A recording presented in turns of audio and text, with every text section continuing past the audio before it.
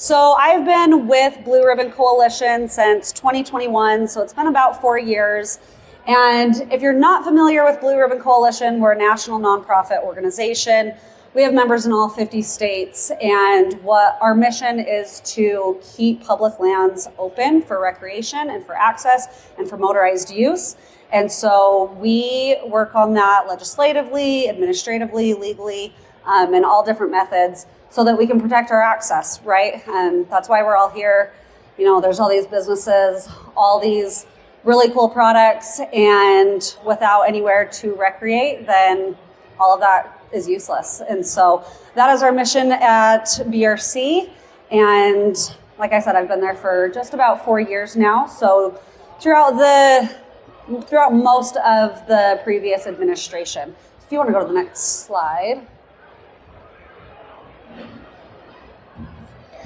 So just to break down, these were some numbers that I pulled at the end of last year, just so that I can give you an idea of what we're up against, what we've been doing. So in the last 4 years, so we're currently fighting for over 15,000 miles. So when I say that, it means there are active plans from whether it's the Forest Service or the BLM that are going to potentially close another 15,000 miles. You know, that doesn't include miles that they have already closed. So that's just what's up for grabs currently. We have successfully saved just under 5,000 miles. If you've paid attention to public land policy and these planning processes, we've been kind of playing defense the last 4 years, right? There's been a lot of plans that have been proposed to close roads and trails, whether it's travel management, whether it's through a national monument, whether it's through additional just mapping, that they're just trying to remove things that haven't been on maps that people have been using for decades. I mean, there's numerous strategies that they have used to close our roads. We have e-bikes. That has gained a lot of attention. We're fighting for, people should be able to ride e-bikes on mountain bike trails, right? The BLM has produced a study that shows that the impact, the environmental impact of an e-bike is the same as a mountain bike. So just makes sense to let them be on mountain bike trails. We've actually gained some e-bike miles. Those are new e-bike trails that we were able to get successfully put in. And then just so you know, so the mileage is really hard to track as we're tracking all of these plans and proposals. Lots of times they don't give you specific mileage. They'll just say, okay, we're going to close this many acres to motorized use, and they don't actually give you the mileage. So that 15,000 miles that we're fighting for is actually a whole lot bigger, but it's just really hard to quantify it. And so to give you an idea, we are currently fighting for, so there are plans that could potentially close to motorized use over 134 million acres. And the majority of that is in the Western United States. A lot of that is in Utah, Idaho, the places that we recreate, Arizona. And so millions and millions of acres could be closed to motorized use. So that's what we've been dealing with for the last several years, these proposals that want to limit where you can go, where you can recreate, where you can access and explore. And so that's what we've been doing. Like I said, we've been playing a lot of defense. If you want to go to the next slide. So we have been calling it now, the grand reopening of our public lands. So we've seen some changes in Washington. There's been some political shifts. And so now things are different in Washington, D.C., and we're going to have to play a different game than what we've been doing for the last 4 years. We've been playing a lot of defense. We've been trying to prevent these closures. And now we get the opportunity to have the grand reopening of our public lands because they're under new management. And the way we're going to do that is with all of your help. It can't just be Blue Ribbon Coalition or UPLA or PLIPCO, right? Everybody is going to have to play their part in it. And so the way we're going to have to go at it to truly reopen our public lands is legally, administratively, and legislatively. And what I'm hoping to do through talking to you all is just highlight ways that you all can actually be a part of that. With the changes in Washington, D.C. and the political shifts that we've seen, I'm just curious, has anybody seen any acres or trails reopened since that has happened? Right? We haven't gotten anything, and I think we all thought, oh, this is going to be great for public lands. But has anything been opened? Because there are a lot of things that are on the priority list of the new administration. And if recreation, motorized recreation specifically, isn't vocal and actively engaged in these 3 different categories, we're still not going to open anything. We're going to be exactly where we are at right now. We're not going to get any new mileage. We're not going to get any acres open for anything unless we are actively engaged and proactive. So, if you want to go to the next slide.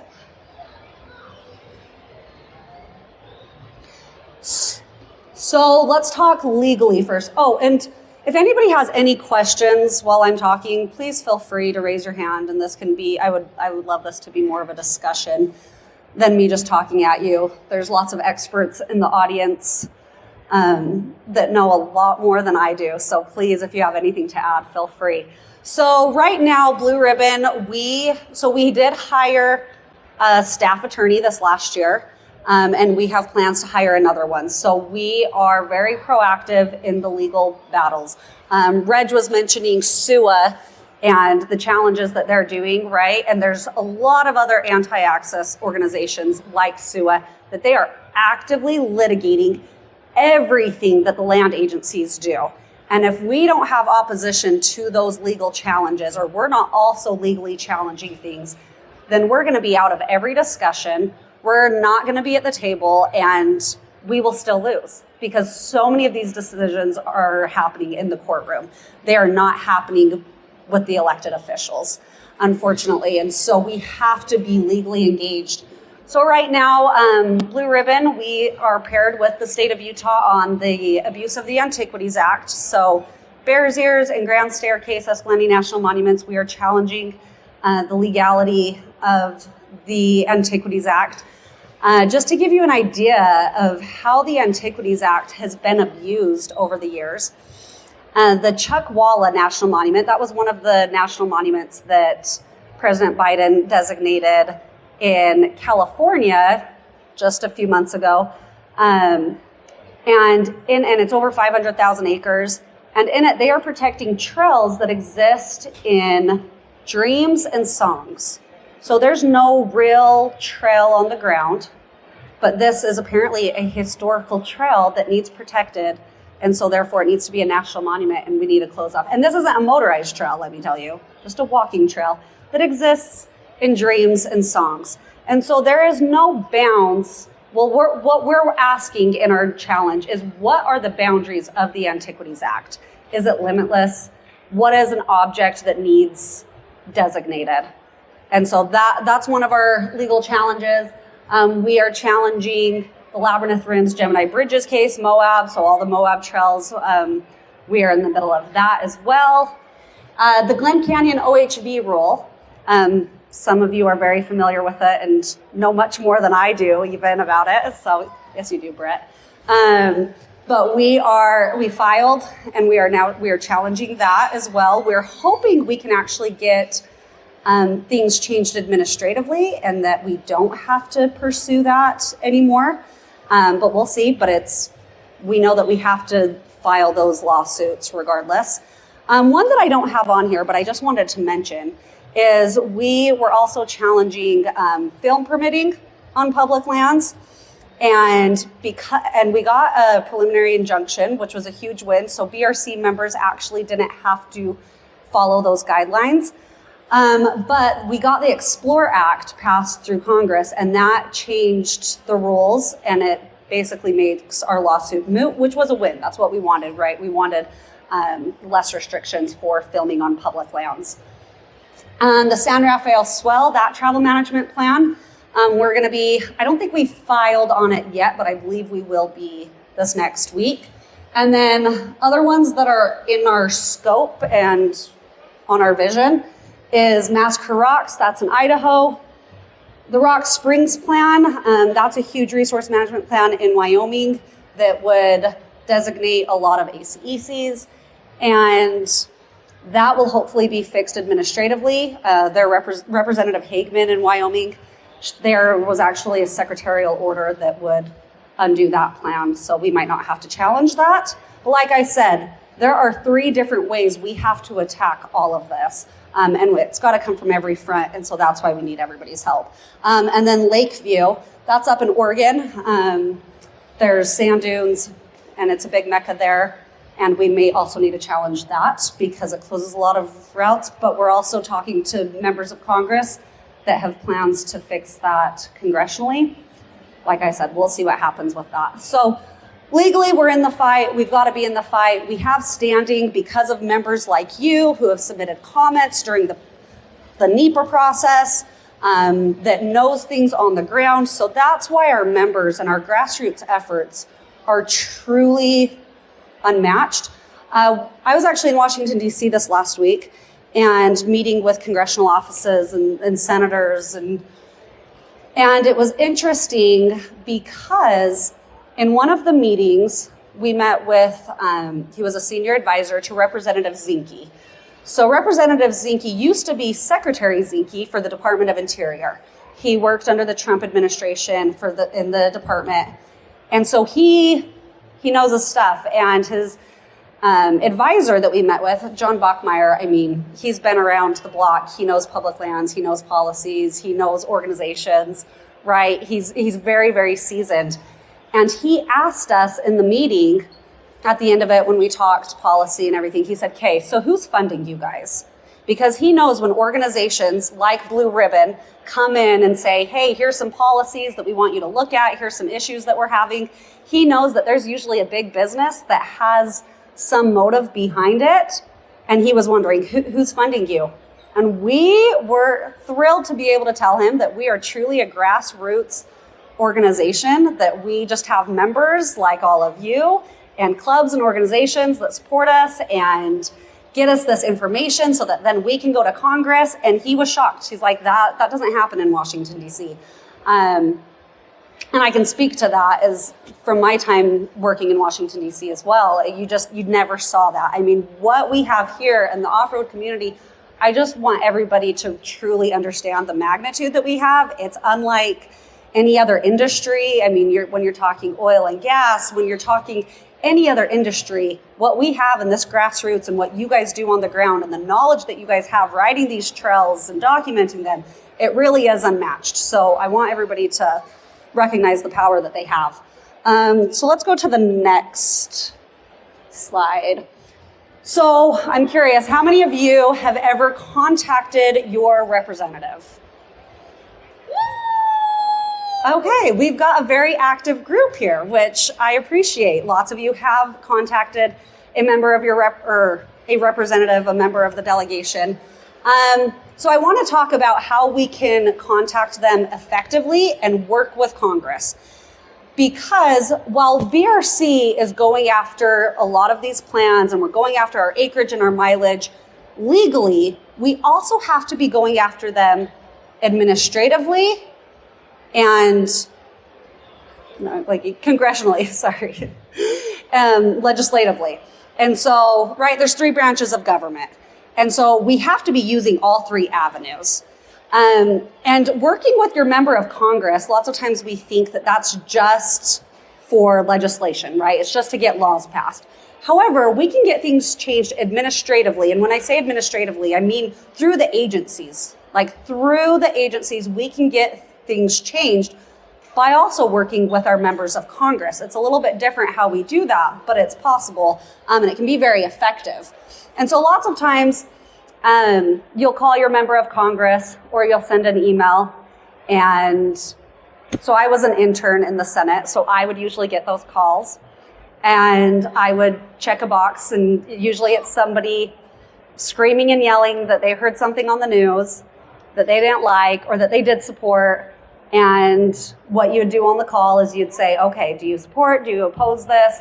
And then you would make a tally mark, right? And then we would pass that information on to the end of the day, at the end of the day, to the senator, and he would see what were the hot issues that day.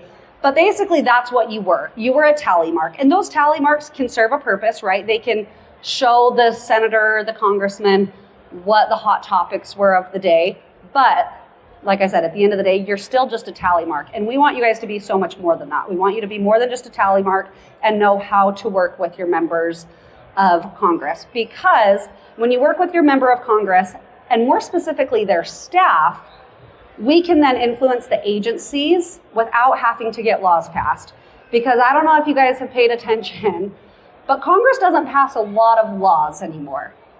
It's really, really hard to get laws passed anymore these days. And so more decisions happen on an administrative level.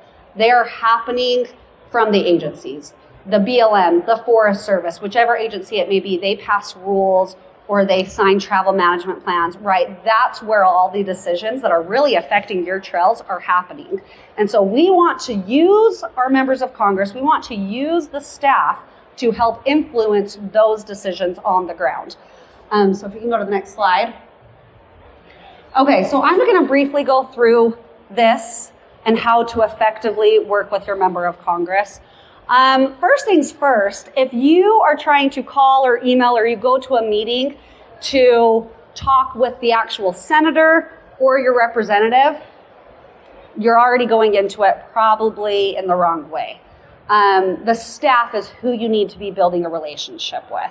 The staff is who is going to get things done on the ground because the member, they're busy, they're trying to keep track of so many different policies and what's going on, right? So the staff member who is over natural resources, recreation, that's who you should be building a relationship with. So there's different forms of communication that you can do to talk with them. So phone call, first of all. So when you call your member of Congress, like I said, I worked in the Senate, they would call us up, would get a tally mark because they just would answer, they'd tell us their grievance, and that was it. So a lot of it is knowing the lingo, right? If you speak their language, then they'll automatically kind of put you in this other box in their head of, oh, this person knows what they're talking about. So if you call, what I would do is I would introduce myself. I would say I'm a constituent, or if you're a club, you're an organization. So I talk to members of Congress or their staff a lot. And it might be in Idaho or California or Colorado. And I can say, even though I live in southern Utah, I can say, I represent members in your district. And they are very concerned about this issue. And so lead with that, because if you have nothing to do with their constituents, they don't care about you. So call them up, tell them who you are, and then you need to be speaking with the right person. Every office is going to have a staff member that is over natural resources. So you can ask to speak with the legislative assistant, or the LA, as they will call it, that's over natural resources, recreation. And lots of times you won't speak with them directly at that moment, but they will pass on your information. And that's who we need to be building the relationship with, as the staff member. Another thing is work with the state staff. So I'm assuming most of you are in Utah or Idaho, and they all have people in state that work for them. So if I want to contact Senator Curtis's office, for example, lots of times I'm going to go to his state staff. I'm going to contact his state office. And those are the people that also are going to be really beneficial, because they can come to your club meetings. They can come on a trail ride with you, and you can get to know them and foster that relationship. And then once they start seeing that you have good on the ground information, you represent and you're gathering people together, their constituents, because at the end of the day, that's what the senators and the representatives want. They want to be reelected, right?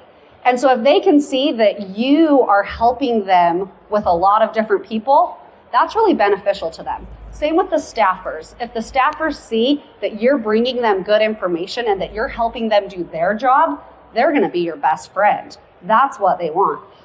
And so work with the state offices and just really focus on working with the staff. So town halls, let's talk about that really quick. They'll have town halls, especially during the election cycle, so you'll get a lot more face contact with them, especially if they're in the House of Representatives. They're going to be in the district a lot.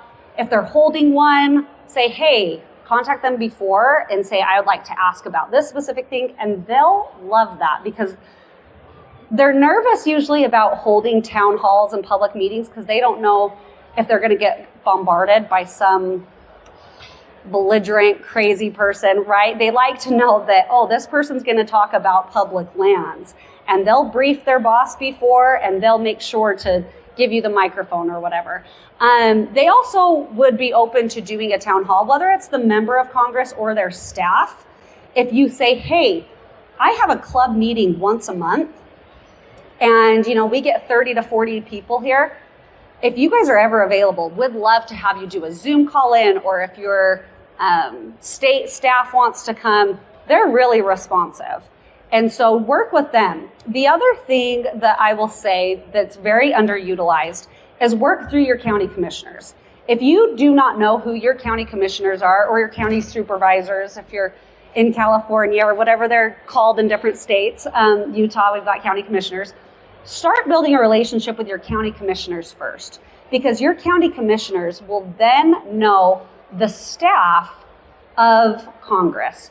They're gonna know the right people to talk to, and they'll be really, really helpful. And at the end of the day, there's a lot of things that your county commissioners are gonna influence with the national monuments, for example, with Bears Ears and Grand Staircase Escalante National Monument.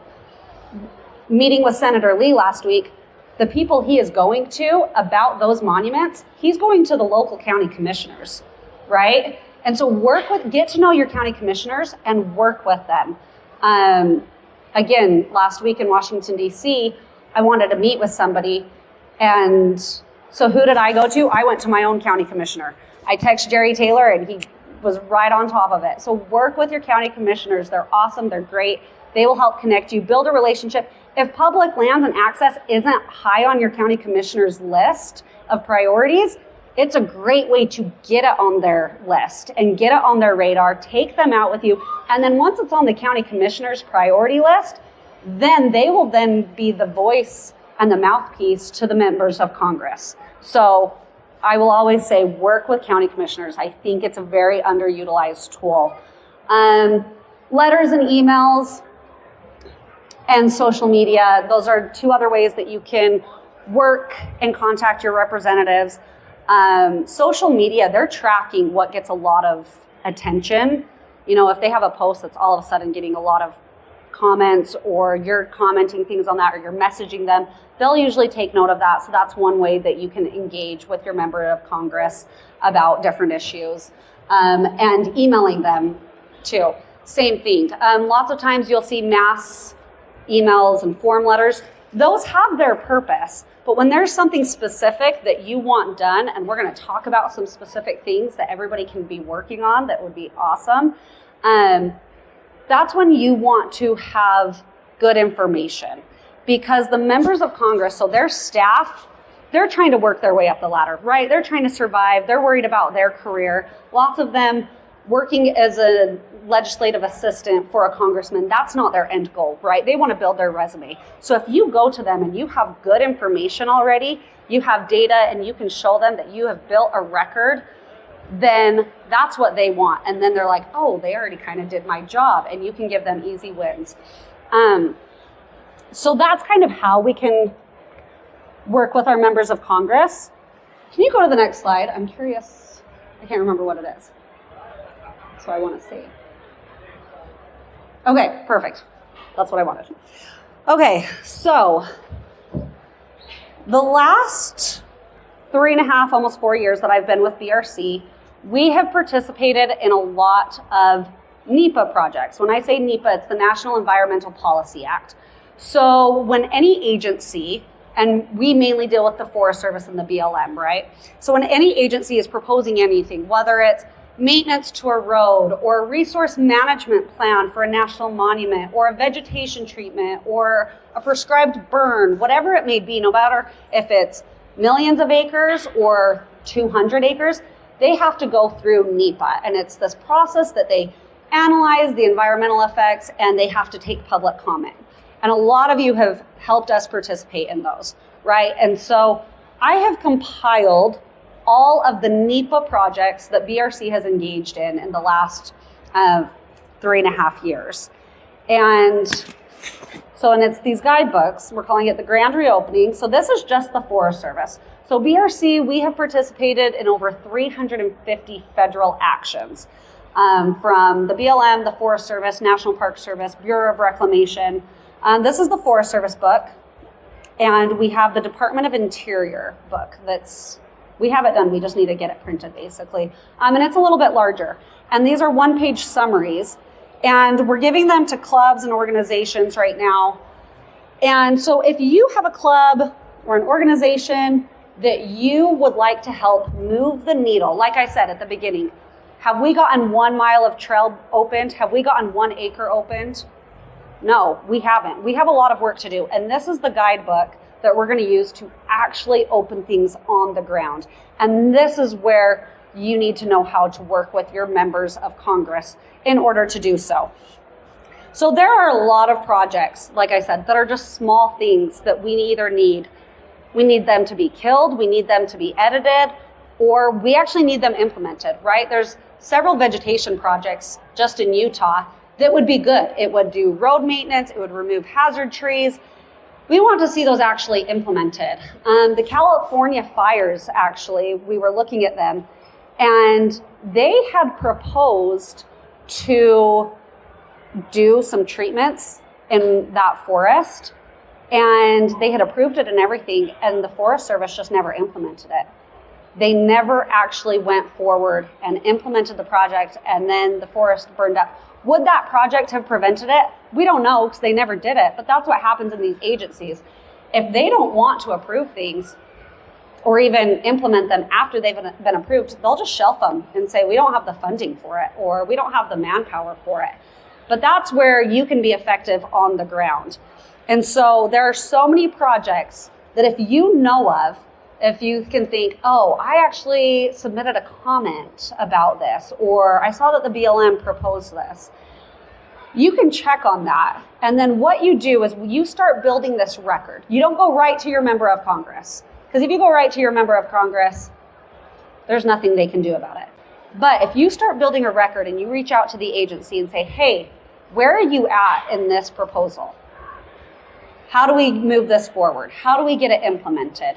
And you have this conversation back and forth, and nothing still ends up happening, and you can show that you've done your research, that you've built this record, you've tried to work with the agency, and they're still not doing anything, they're still just stalling or whatever it may be.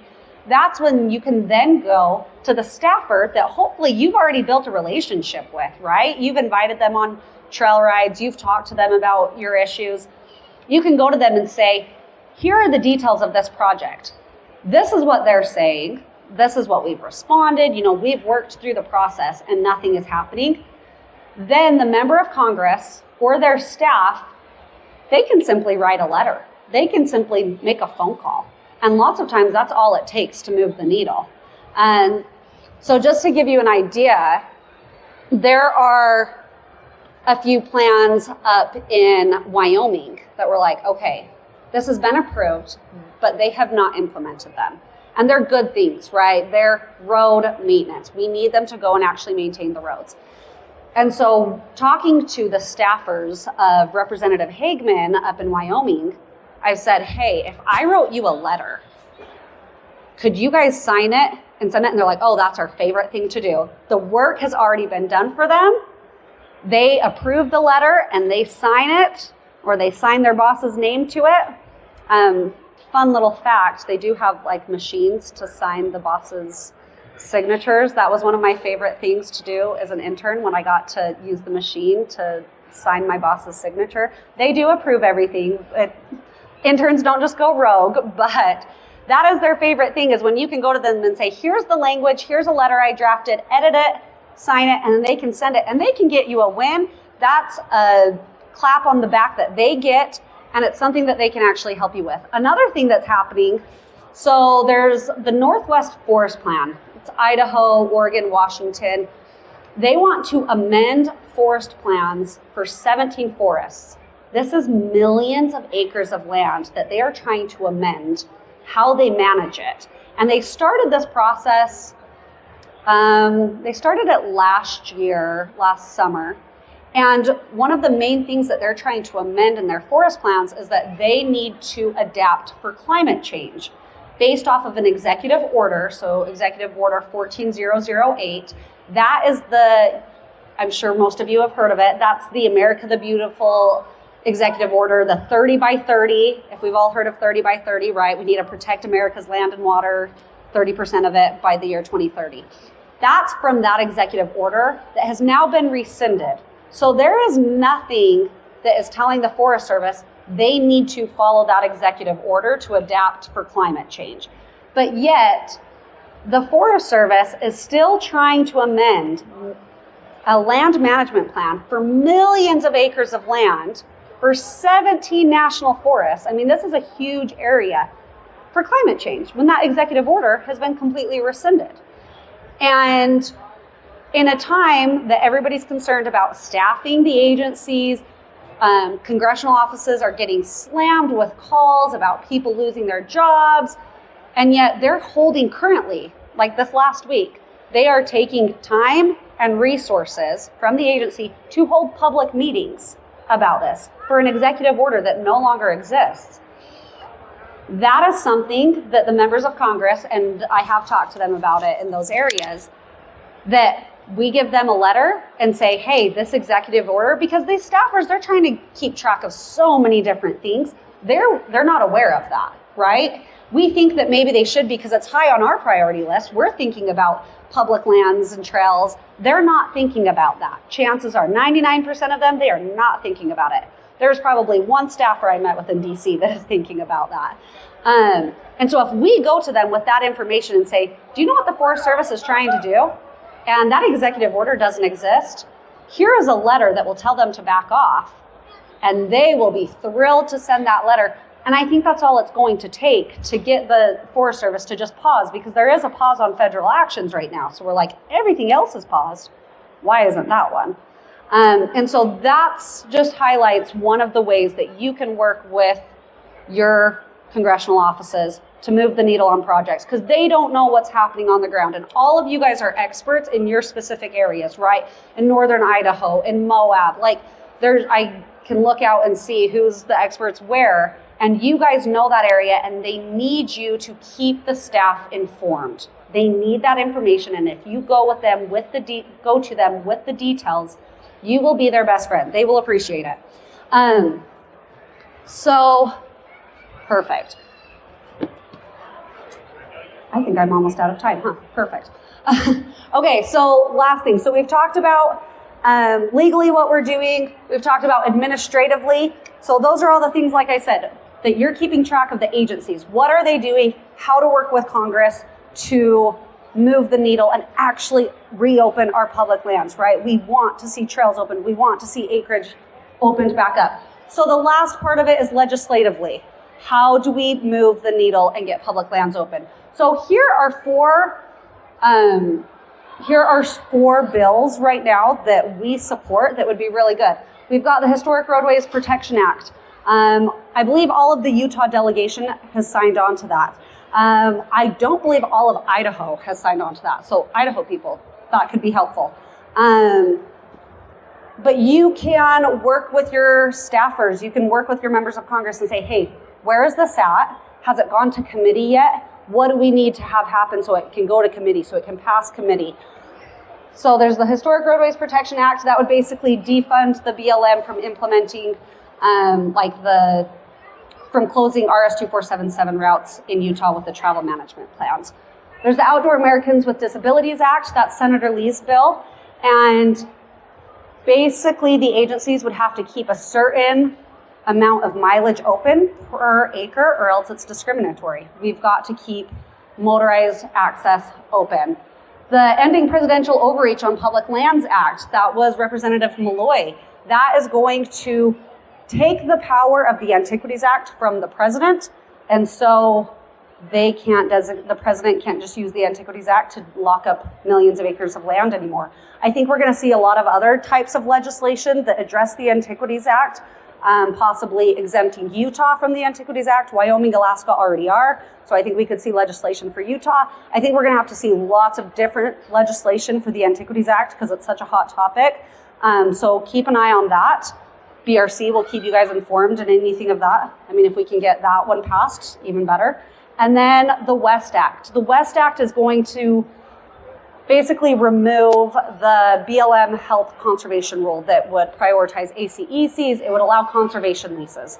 So if you're not aware of what that is, basically these anti-access groups, and who else, anybody else, we don't know who because it doesn't say, could buy a conservation lease, and then they would control that public land and they could remove access. So I don't know, maybe China could buy a conservation lease and keep you out of it, or whoever it may be. So the West Act is really important for that as well. So those are 4 legislative acts that you can support, you can share it. If you want to go to the next slide.